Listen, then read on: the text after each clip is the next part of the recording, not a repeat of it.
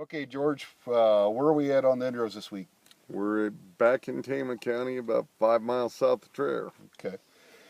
So for the most part, for southeast Iowa, crops are looking pretty good. Uh, we've been in the ground at least a month on some of the corn. Yeah, We're still finishing up beans and spots, but we haven't had a lot of issues agronomically. The calls we've been having have been more directly related to the cold snaps we've had in the last several weeks. If I look at some of the replants they've had, uh, if you look at our planting window, the last week of April, like the 24th to the 28th in there, if you look on climate, you can see where we had a stretch of cold weather in there, and our soil temperatures did dip yeah. for several days. Couple that with saturated soils on CP side hills or low lying areas. We've had some issues there, but for the most part, our corn crop looks pretty good. Yeah, it does. And unfortunately, a week ago when we had that frost on Sunday, in particular, was the day that I noticed.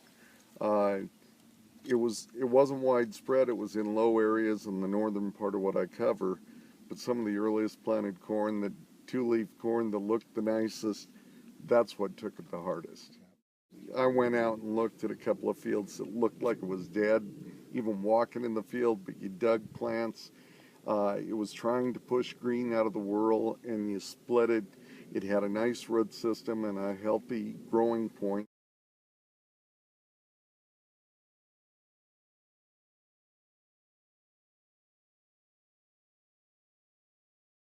Well, have you been seeing any gray-green, silvery color on leaves? Yeah, we have been seeing little of that. I've had a few calls on that. Uh, it goes by several different names. I always used to just call it cold injury, not frost, Yeah. but cold injury. If you Google silver leaf corn syndrome on Google, you'll come up with that. So it goes by several names.